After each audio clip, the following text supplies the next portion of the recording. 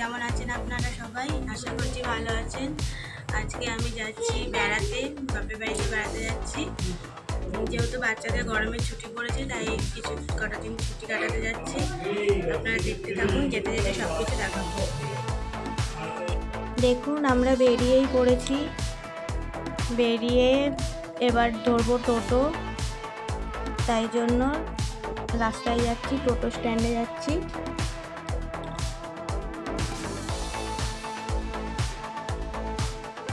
ব্যাগপত্র গুছিয়ে পরিপাটি হয়ে বেরিয়ে পড়েছি। ওই যে দেখা যাচ্ছে মেন রাস্তা।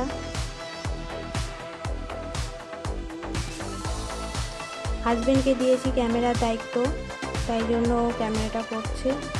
আমার হাতে ব্যাগ, তাই আমি পারছি না।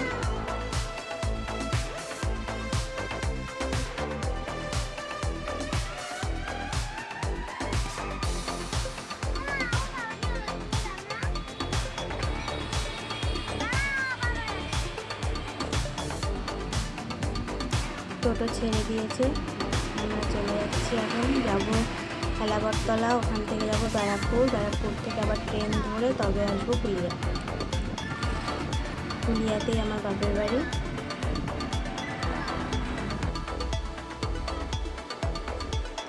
বাপের বাড়ি যাওয়ার সময় মনটা বেশ ফুরফুরে থাকে, মনে খুব আনন্দ হয়। কাছের মানুষদের দেখবো, তাদের সাথে গল্প করব, ঘুরবো ফিরবো, এই আনন্দেই মনটা ভরে থাকে, খুব মজা হয়। চলে এসেছি ব্যারাকপুর স্টেশন। এটা কল্যাণী সীমান্ত ট্রেন দাঁড়িয়ে আছে। আমরা যখন স্টেশনে ঢুকলাম তখন এই ট্রেনটা ছাড়লো। এরপর আমাদের ট্রেনটা আসবে শিয়ালদা টু শান্তিপুর লোকাল। তারপর আমরা ট্রেনে উঠে পড়বো।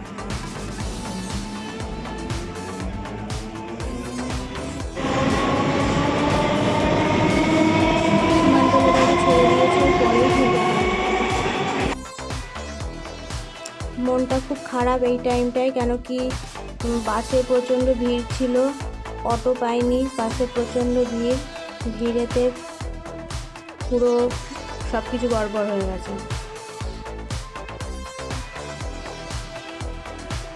আমরা ট্রেনে উঠেই পড়েছি অলরেডি।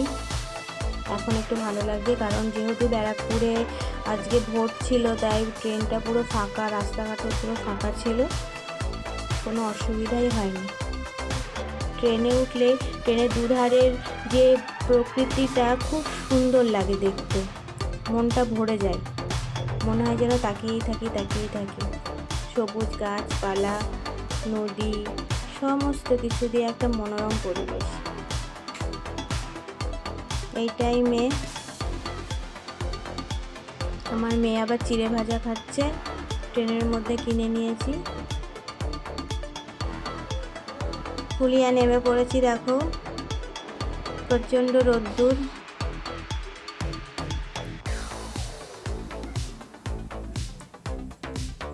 নামলাম,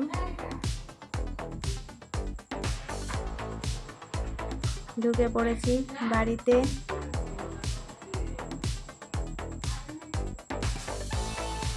এই যে ঢুকে পড়লাম বাড়িতে। উফ, মনটা কি আনন্দ।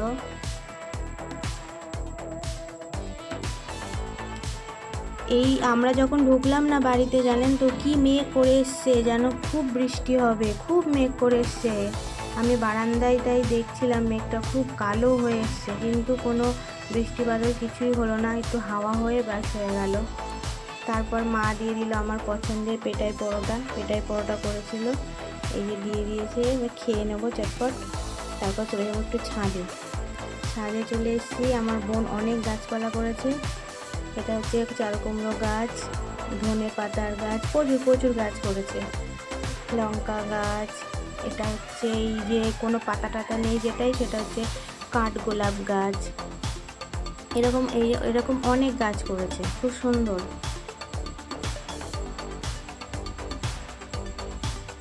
খুব ভালো লাগলো গাছগুলো দেখে। ছাদে টবের মধ্যে গাছপালা করলে বেশ দেখতেও বেশ সুন্দর লাগে, আর বেশ ভালোই লাগে।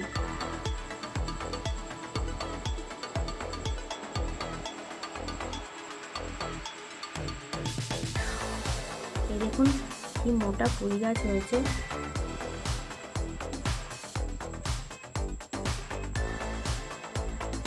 এদিকে না খুব হনুমানের উৎপাত, গাছপালাগুলো এসে এসে শুধু খেয়ে চলে যায়। ফুল হলে ফুলটাকে খেয়ে চলে যাবে, খুব হনুমানের উৎপাত করে।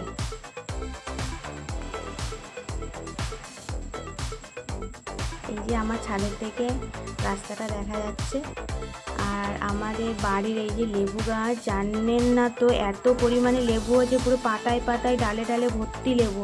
আমি ক্যামেরায় ভালোভাবে দেখাতে পারছি না, তবুও যতটুকু পারছি চেষ্টা করছি দেখানোর। মানে প্রচুর লেবু হয়েছে, এত লেবু হয়েছে সে মানে না দেখলে বিশ্বাস করা যায় না। আর লেবুগুলো এত সুন্দর সেন্ট, এত সুন্দর কাগজি লেবু, কিন্তু এত সুন্দর সেন্ট, এত রস, খুব ভালো লাগে এই লেবুগুলো খেতে। গাছ ভর্তি লেবু এসছে একেবারে, প্রতি বছরই হয়, গাছটা হয়ে থেকে প্রতি বছর প্রচুর লেবু হয়। এই মুহূর্তে চলেছিলাম রান্নাঘরে।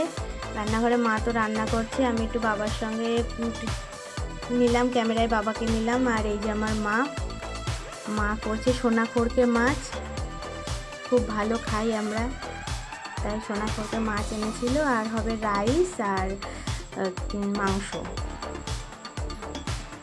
সাথে তো দই মিষ্টি থাকছে। ভাতের জলটা বসিয়ে দিয়েছে, এবার চালটা মা দিয়ে দেবে। আর এই পাশে রাইসের সব সবজিগুলো ভাজছে। কাজু কিশমিশটা ভিজিয়ে রেখে ধুয়ে রেখে দিয়েছে মা অলরেডি, চালগুলো দিয়ে দেবে, ভাতটা করে নেবে। মাকে বলেছি মা তুমি ফ্রাইড রাইসটা করো, আমি চিকেনটা করে নেবো। তাই মা রাইসটা করতে নেবে। আর ওইদিকে বোন মশলা করে দিচ্ছে চিকেনে।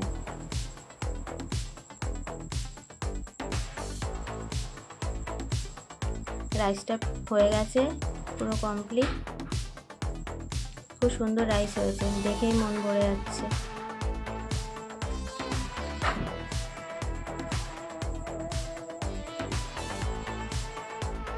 এবার করবো চিকেনটা করে নেব। তার জন্য কড়াইতে তেল দিয়ে পেঁয়াজ রসুনটা দিয়ে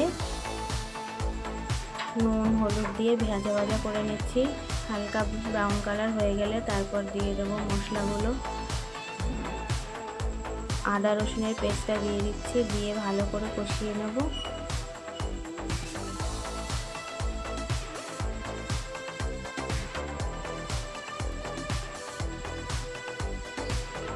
এরপর দিয়ে দিচ্ছি জিরে আর লঙ্কা আর ধনে বাটা, জিরে ধনে আর লঙ্কা বাটা দিয়ে এবার ভালো করে কষিয়ে নেব মশলাটাকে।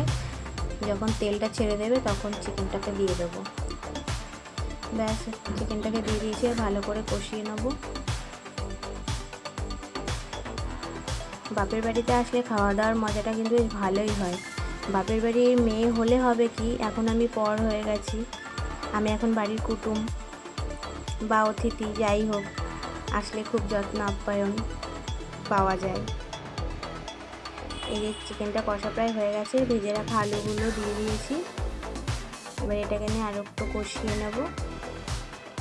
আর মাংসের মধ্যে গোটা গোটা ছোট ছোট পেঁয়াজ যেগুলো থাকে সেইগুলো দিয়ে দিয়েছি। এগুলো ঝোলের মধ্যে খেতে বেশ ভালোই লাগে, আমরা খুব পছন্দ করি এগুলো খেতে। মাংসের ঝোলের মধ্যে গোটা পেঁয়াজ, অনেকে গোটা রসুন খায়, কিন্তু আমরা গোটা পেঁয়াজটা খেতে ভালোবাসি। আর সাইডে একটু আপনার যে কষা মাংস 2 পিস তুলে রেখেছি, ওটা খেতে খুব ভালোবাসি, তাই এই যে খুব ভালো লাগে খেতে। আগে যখন মা রান্না করতো আমাদের জন্য, আগে এরকম মাংস পুরো কষানো হয়ে গেলে তুলে রেখে দিত, আমরা খুব খেতে ভালোবাসতাম।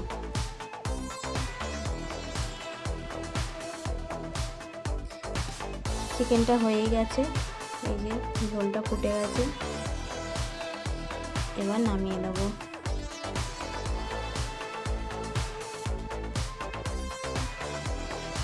চিকেনটাকে একটু কষা কষা রাখবো, যেহেতু রাইসের সঙ্গে খাওয়া হবে। তো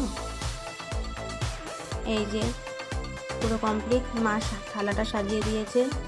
রাইস আছে, সাদা ভাত, চিকেন, সোনাখোরকে মাছ, দই, মিষ্টিটা খাবে না, খেতে বসেছে, খেতে দিয়ে দিয়েছি। খুব তৃপ্তি ভরে খেয়েছে আজকে। ছোট ছোট সোনাখোরকে মাছ দিয়ে ভাত খুব ভালো লাগে খেতে, গরম গরম।